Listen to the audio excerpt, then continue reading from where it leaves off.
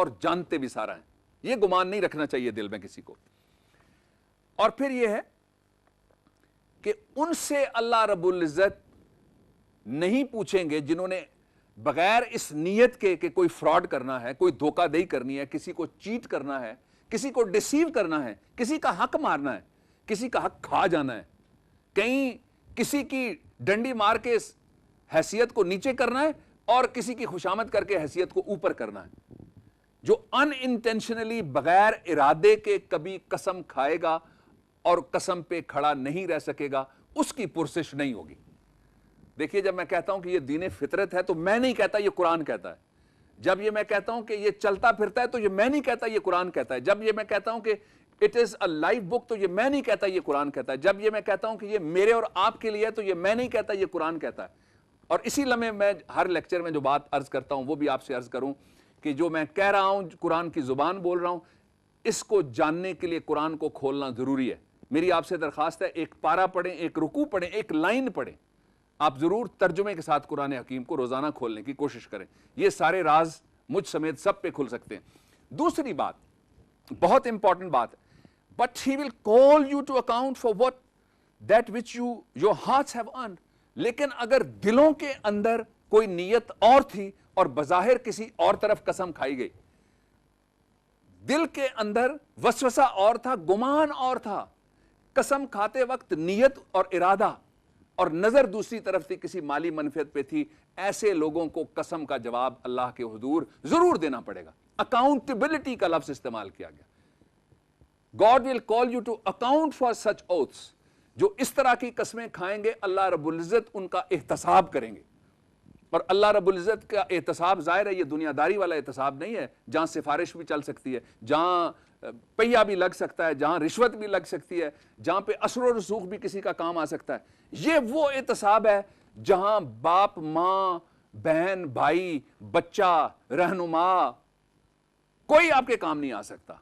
وہاں صرف ایک چیز کام آ سکتی ہے, نیک نیتی اور سیدھا عمل. یہ اس اکاؤنٹیبلٹی کی میں بات کر رہا ہوں جو ڈے آف ججمنٹ کی اکاؤنٹیبلٹی, جہاں واپسی کا راستہ کوئی نہیں ہے, جہاں ضمانت کی کوئی گنجائش نہیں ہے, جہاں پیرول کوئی نہیں ہوتا, سزا سسپینڈ کوئی نہیں ہوتی, باہر کوئی نہیں آتا. وہ سزا حرف آخر, دم آخرین تک, اور دم آخرین کا کوئی کسی کو علم نہیں ہے کتنا لمبا ہوگا, اس تک وہ سزا رہے گی.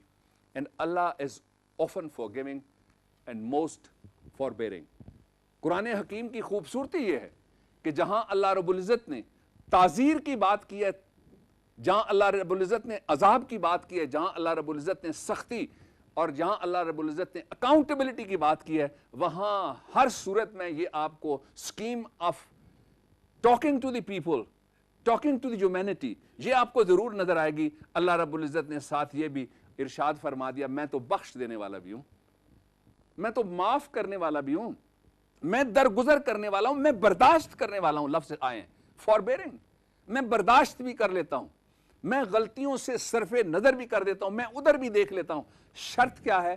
شرط صرف اندر کی صفائی ہے اور پکی صفائی ہے. This is number one. Number two, I'm taking you, ladies and gentlemen, to Surah Al-Ma'idah, verse number 89. Verse number 89, Surah Al-Ma'idah. مضمون کو تھوڑا آگے بڑھاتے ہیں. Allah will not punish you for what is unintentional in your oaths. یہ ابھی میں نے آپ کے سامنے رکھا. یہ دوبارہ دہرایا گیا کہ وہ جو ارادے کے بغیر کہیں حلف دے بیٹھتے ہیں, unintentional, ان کا ارادہ یہ نہیں تھا کہ وہ حلف ضرور اٹھائیں گے, حلف اٹھا لیا گیا. اللہ will not punish them. خدا تعالیٰ ان کو سزا میں مبتلا نہیں کریں گے, ان کی اکاؤنٹیبلٹی کوئی نہیں ہوگی.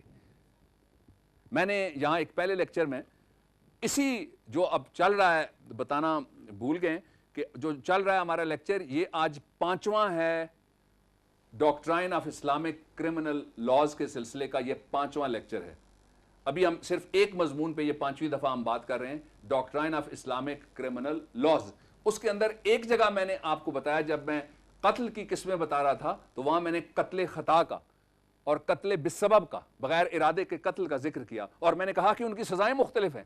اب ایک اور جگہ سے اس انالوجی کو سپورٹ مل رہی ہے, سورہ المائدہ ورس نمبر 89, کہ اللہ رب العزت کا مقصد صرف سزا دینا نہیں ہے. جو بغیر ارادے کے غلطی کر بیٹھیں گے ان کے لیے وہ معیار نہیں ہے جو ارادے کے ساتھ غلطی کریں گے.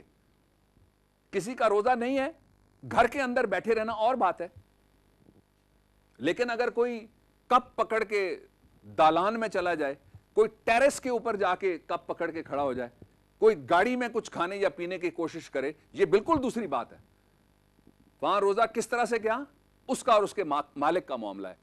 یہاں it is an attitude towards the people, it is an exposure towards the people. اس لیے اس کی سزا اور اس کا معاملہ بالکل پہلے معاملے سے مختلف رکھا گیا. But he will not punish you for the but he will punish you for deliberate oaths. لیکن جو ارادے کے ساتھ حلف اٹھاتے ہیں اور حلف اٹھا کے پھر اس کے خلاف چلے جاتے ہیں, میں نے پچھلے لیکچر میں بھی تھوڑا سا اس کی طرف اشارہ کیا تھا کہ یہ حلف کو آسان بات نہ سمجھا جائے. یہ حلف 4-5 قسم کے ہیں. ایک حلف وہ ہے جو ملک کی حفاظت کا حلف اٹھاتا ہے اور کھڑا ہو کے کہتا ہے کہ میں اللہ کو حاضر و ناظر جان کر کے کہتا ہوں کہ میں سرزمین کی حفاظت کروں گا, اس کی ڈیوٹی وہی ہے. دوسرا ہے وہ کہتا ہے میں اللہ کو حاضر و ناظر جان کے کہتا ہوں میں انصاف کروں گا, اس کی ڈیوٹی وہی ہے, بات ختم ہو گئی. ایک تیسرا ہے وہ کھڑا ہو کے کہتا ہے کہ میں اللہ کو حاضر و ناظر جان کے کہتا ہوں کہ میں سچ بولوں گا, اس کی ڈیوٹی وہی ہے, پھر سچ بولے. obligation of testimony پہ پچھلی دفعہ بات ہو جاتی ہے, میں دہرانا نہیں چاہتا اس کو دوبارہ. لیکن جب کسی نے حلف لے لیا تو اس نے اللہ کو ضمانت کے طور پہ درمیان میں مینشن کرنے کے بعد کہا کہ میں اب اس پہ کھڑا ہوں, اس کو کھڑا رہنا چاہیے. حلف لینے سے پہلے سوچنا چاہیے, حلف لینے کے بعد نہیں سوچا جا سکتا. حلف لینے کے بعد اس کی پابندی لازمی ہے. یہ حدود اللہ ہیں, ان کو توڑا نہیں جا سکتا. حلف کو مذاق نہ بنایا جائے, خواہ وہ کسی ادارے کے شخص کا ہو یا کسی عام آدمی کا حلف کسی عدالت کے اندر ہو. ہماری گفتگو کے درمیان حلف ہو, ہمارے معاملات کے اندر, ہمارے معمولات کے اندر یا ہمارے کسی سسٹم کے اندر کوئی حلف ہو, اس کو مذاق نہیں سمجھنا چاہیے. یہ بڑی آسان بات نہیں ہے کہ کوئی حلف اٹھائے گا اس پہ عمل نہیں کرے گا, اللہ کے ہاں اس کی پکڑ نہیں ہوگی. پکڑ ہے جو میں آپ کے سامنے رکھ رہا ہوں. For its expiation feed 10 poor person on a scale of average of that with which you feed your own families or clothe them. اگر کوئی قسم سے ڈیویٹ کرے گا تو اس کے لیے راستے کیا کیا ہیں. ڈیویٹ کرے, نیت والی بات بالکل اس کی معافی کوئی نہیں ہے, لیکن دنیا داری کے لیے پہلا راستہ 10 لوگوں کو کھانا کھلائے اور ان کو لباس پہنائے. کیسا کھانا؟ جیسا وہ گھر والوں کو کھلاتا ہے, جیسا خود کھاتا ہے. یہ قرآن ہے, میری زبان نہیں ہے, میرا صرف بیان ہے. دوسرا, کپڑے کیسے؟ ویسے ہی جیسے خود پہنتا ہے. میں زلزلے میں ایک تلخ تجربہ مجھے ہوا, میں آپ سے شیئر کرنا چاہتا ہوں. میں پہاڑوں کے اوپر جب گیا ان دنوں میں تو میں نے دیکھا ٹنوں کے حساب سے گندے کپڑے سائڈوں پہ پڑے ہوئے ہیں. بہت لوگوں نے کام کیا, بڑی محبت سے کیا, اور بے شمار نے یہ بھی کیا کہ جو کپڑے کہیں استعمال نہیں ہو سکتے کہا جی وہ پہنیں گے, بھیج دو. وہ نہیں پہنے گے, وہاں پڑے رہے کئی مہینوں تک.